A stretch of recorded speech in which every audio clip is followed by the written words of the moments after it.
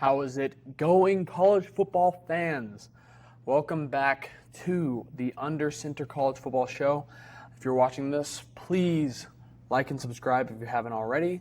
If you have subscribed, unsubscribe and then subscribe again so then we have more action going on when it comes to the account.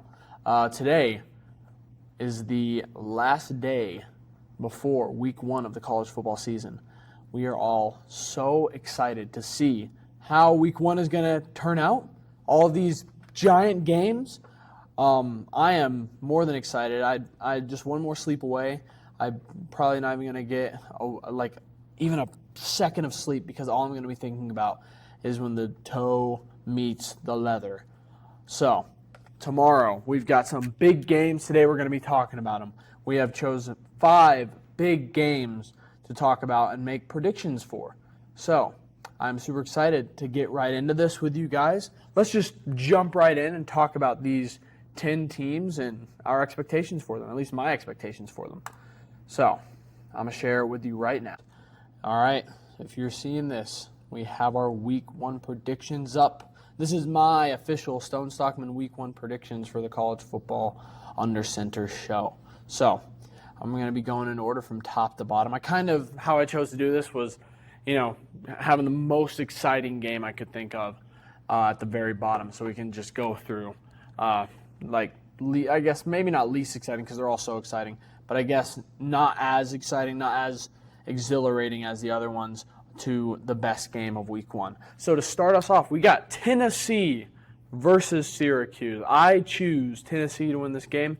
I think the expectations around Tennessee this year are, I guess, we're trying to figure them out. There are a couple teams where you're just question marks everywhere. They could be amazing. They could be all right. They could be bad. I think like FSU for last season, and they're actually expected to be really good. But they're a team where it's kind of some question marks, and that was answered pretty quickly about how not good FSU was. But Tennessee is a team that, do I expect them to go 2-10? No. I expect them to perform far better than FSU did last season. But they're a team where it's just we're trying to gauge where they're at, especially with their new quarterback, Joey Aguilar. He threw the most interceptions last season. That's not something that you want to be super excited to hear. But then again, go back to Jameis Winston's year a couple years back with the Buccaneers, where he had the most interceptions, but also the most touchdowns and I think the most passing yards in a single season. So there's a chance that Joey Aguilar really works out. I think that he'll be fine. It's just there's a lot to see. There's a lot they're going to have to make up for their loss of Dylan Sampson, their loss of a lot of production on the defensive side of the ball. But they should all around be pretty productive. That's why I have them beating Syracuse. I also think just when you look at their talent, how well they get talent, they just do far better than Syracuse. I trust Tennessee's ability to get better players that are going to be in depth than I do Syracuse. Although, how the transfer portal and the new NIL era is, it's going to be a little more spread out, a little less top-heavy for the big SEC teams like Tennessee. But I do see Tennessee being able to use some players who maybe could have been backups in years prior and still use them, and they are just going to be maybe a little more just talented than those on the Syracuse roster. And, I'm a big fan of Fran Brown. I think he's a great coach. And they got Steve Angeli from Notre Dame, and there are a lot of high expectations for him. I think he's going to play well. I think Syracuse is going to have a good year. I kind of view it as the same way as Kyle McCord last season. They get a transfer portal QB to come in, and he's going to light it up. Kyle McCord played great last season. So I will have to see if Steve Angeli can kind of repeat that same level of success. But for this particular game, I just see Tennessee having the edge, just being able to pull it off and move on, being 1-0 to start the year. Syracuse in no way, shape, or form a bad team. I think they're going to perform well in the ACC, but for now I just see them taking the loss to Tennessee. Let's move on we have the Alabama Crimson Tide facing off against the Florida State Seminoles. I have Alabama winning this game. It's going to be at Florida State, and they just did some redesign to their stadium, and people are going to get fired up. And there's a potential chance for there to be downpour, maybe not too hard, but a little rain. And Alabama, I mean, they kind of don't perform well in those circumstances. You look back a couple years ago against USF, they had a really hard time when it was raining, but they were eventually able to pull it off. But I think that this Alabama team is going to be far improved, and I think Florida State has a lot to get back. They're going to have to recover a lot because, I mean, it's weird what happened last season, them going 2-10, them performing so poorly. And, I mean, my expectations aren't like here. I don't expect them to just shoot out of nowhere and be fantastic again, but I don't expect them to just be dead on the field. I expect them to perform really well, and I think that now, I mean, they have Castellanos under center, and he's great with running the football. That's something that Alabama has kind of a weakness of. I mean, you go back, Diego Pavia, watch how he played. Even players like Peyton Thorne, which, I mean, he's not really a running quarterback, but whenever he'd play against Alabama, he would all of a sudden become a running quarterback. So if Bama has a hard time containing a quarterback kind of run situation, then it could be a far more difficult game for the Crimson Tide, especially being in Florida State and, you know, the Seminoles and their chanting. But ultimately, I just think Alabama, I think they probably have the most talented roster in college football right now. And I think, although new starter Ty Simpson at quarterback, I think he'll come in and perform pretty well. I think he could be a good game manager and just take care of the rock. I understand they're going to be without their starting running back. It's not ideal. And they're probably going to be without their starting defensive lineman, Tim Keenan. Again, not super ideal. But, again, they just have enough depth to where I think, especially at like the DB position, that I think that Florida State's just going to have a hard time producing on offense. And I think that Alabama, especially like their receiver position, if Ty Simpson can just play like just well enough, he has the talent around him to help him perform well and get a win over the Seminoles. So I take Alabama to win their first game of the year. No diss to Florida State either, but it's just coming off of such a, I mean, I won't sugarcoat it, just a bad season. It's hard for me to see all of a sudden their expectations are going to be so great that they're going to beat Alabama, you know? So, yeah, Alabama, have them beating Florida State week 1. Let's move on. We have Notre Dame versus Miami. Catholics versus the Convicts. I have Notre Dame winning this game. I think this game is kind of interesting to me.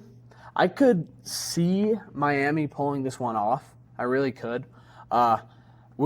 Carson Beck is kind of a big question mark right now. Like, who is Carson Beck? What is he going to look like this year? I mean, last season I thought he performed all right, but in the eyes of, you know, everyone else in the media, he looked so bad that he had to get out of Georgia, right? And now he's at Miami, and he's kind of, I mean, he's got big shoes to fill. Cam Ward, number 1 overall pick, and he's going to have to. I won't say he has to carry the offense, but I think that he just has to kind of bring back that Carson Beck everyone expected to play last season for Georgia. But I think that he's going to play well. I think Miami is a great team. I have them. I'm not sure quite where I have them in my power rankings, but I have Notre Dame higher. I think that Marcus Freeman is one of the best head coaches in college football. I mean, we saw it last year. He brought his team to the national championship game. And I think that C.J. Carr is just going to be so talented. I mean, I expect him to be very good. And he's got a great receiver to throw to, Jaden Greathouse. And I expect a lot of good things. But more importantly, I expect Jeremiah Love to just be who he was last season and more. I think he's going to be the best running back in college football. And it's just going to be hard to stop them, especially with Miami having one of the worst defenses last season. I mean, losing games where you're scoring upwards of 30 points, it should not happen, like ever. And Notre Dame is a team that if Jeremiah Love can get going and if C.J. Carr can get into a rhythm, Miami, they're going to have to just – it's going to be a shootout. They're going to have to keep up on offense. We'll have to see how Carson Beck performs under pressure and how it goes. But, again, I've got Notre Dame. I've got the Catholics beating the Convicts. And I think that's going to be a fun matchup to watch. It's going to be on a Sunday night. So all the other games are on a Saturday. This one's going to be on a Sunday. So there's no excuse. There's no other games to watch. Throw that one on. It's going to be fun. Okay, watching the Catholics perform on Sunday, I don't know. I feel like they're going to get a little bit of luck. Let's move on. We've got Clemson and LSU. This is going to be an amazing game. Both high expectations. I've seen people choose both to win the national championship. I have chosen Clemson to win the national championship. This game is going to be happening in Death Valley, Clemson's Death Valley, and I think that Clemson will beat LSU. I think they just have a better team. Number one in returning production, Cade Klubnik, my Heisman front runner. I believe that Dabo Swinney is just going to be able to take care of business. And I also think, I hate to go into like the route where we talk about superstition and we talk about, these people, they can never do this, so they will never do this, right? Because when you talk about that, you start losing credibility and it turns more into just a tradition thing rather than being able to just say, I think this team is better than this team. But LSU has not won a Week 1 game since 2019 with Joe Burrow. Since then, they have lost every single Week 1 game for the last 5 years. And they're going to Clemson, who I think has I think they're going to win the whole national championship. They have one of the best rosters in all of college football. They're going to be playing against a Dabo Swinney who has the best team that he has had in multiple years, who is ready to take that next step into national championship contention. And I just don't see them being able to get it done. Do I like their team? Yeah, I like Garrett Nussmeier. I like Caden Durham, great running back. He just didn't really perform to the level that I was expected of last year. I think they have a good receiver core in Nick Anderson and Barian Brown. I think that they're going to be really good this season. LSU should have one of the best offenses in the nation. I think that Blake Baker is one of the best defensive coordinators in the nation, and that their defense will take a step up from last season, right? And not that they were any bad last season, but they've been working towards getting to a point where they have one of the better defenses in college football, and I think that this year they could potentially have one. But it's just like, I'm talking about all of these great things about LSU, and I think Clemson is better at just about every single thing. And they're at home, and they have the better coach, and they can actually win a Week 1 game, although last year they didn't quite do that. But I just don't know. Can we get Brian Kelly? Can we get over this hump? He's going to be hitting on a table again this year. I don't think he's in any sort of like a hot seat position, but maybe the fans in Baton Rouge think he is. I like Dabo. I like Clemson. I think they're better at just about every single position, and especially in the trenches. LSU, huge question mark. How's their offensive line going to look this upcoming year? And Clemson, one of their biggest strengths of their team is their defensive line, being able to return and have so much production.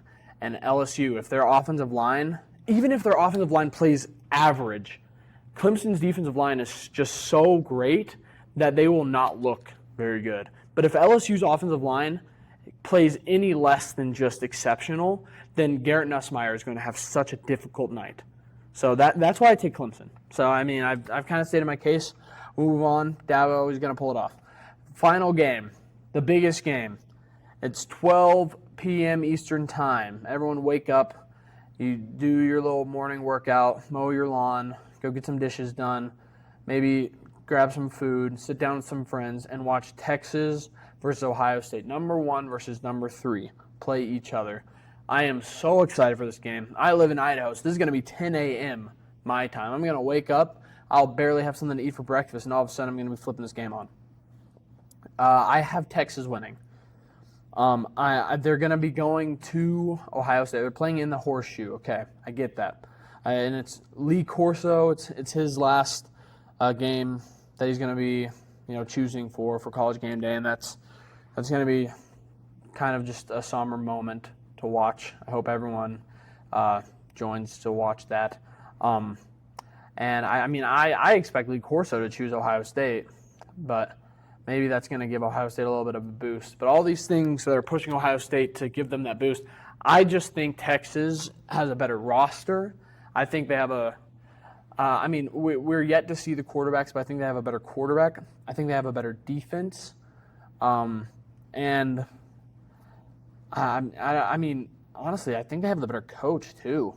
Steve Sarkisian has been at Texas for only a few years, and every year he has turned this team completely around, right? Ryan Day, he came into the system where they were already amazing, and it took him a very long time to finally say, I got the big one done.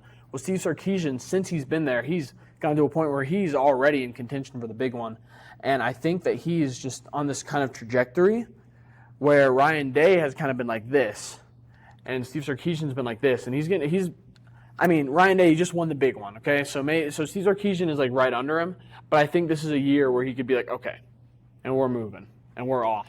And I'm going to show you why I'm one of the best coaches in college football, maybe can be in that top 3 conversation, although I think he is. And that defense should be great. And Ohio State, again, their offensive line versus, it's kind of similar to the LSU conversation. Can Ohio State's offensive line handle the pressure that Texas' defensive line is going to bring? I couldn't tell you, but I expect Texas to just perform better. I think their running back, CJ Baxter, that he's going to perform really well versus Ohio State. And, Ohio State, they have the pieces, but Texas also does. These games, a lot of these are just coin flips. I just feel better about Texas. And, the SEC, Texas playing in the SEC, they can put their hand down. They can hit someone. Not that Ohio State can't. They showed it. They won the national championship last year, but they lost so many pieces. I think they have the most players drafted. And Texas, they had players drafted too, but they're returning. So for that reason, I've got Texas pulling it off. But we'll see how these predictions go. I expect them to go 100% perfect, and if they don't, then that is not my fault. So I'm just teasing. But yeah, so here are my week 1 predictions. I have Tennessee beating Syracuse, Alabama beating Florida State, Notre Dame beating Miami, Clemson beating LSU, and Texas at 10 p.m. Eastern Time beating Ohio State. And yeah, so let me know your thoughts. I think I did a good job, of course. Or else I wouldn't have picked these teams. But let me know your thoughts. If I messed anything up, if you think that I'm terribly wrong about a certain team, let me know, because I want to know. But thanks for joining me today. I'm super excited for college football. One more sleep, guys. One more sleep. If you're watching this should have been posted on, August 29th, Friday night. But it's going to be real late, so maybe you're watching it the morning before the games. So make sure you're watching this, though, because I want more people to see the videos. But yeah, if you've enjoyed the content so far, again, make sure you like, make sure you subscribe, make sure you send it to all of your buds, because we need as much support as we can get so that we can really get this off the ground and hopefully move more into a bigger sort of production in the future. But thanks again for all that you've done to help the channel out, and yeah, see you guys next time.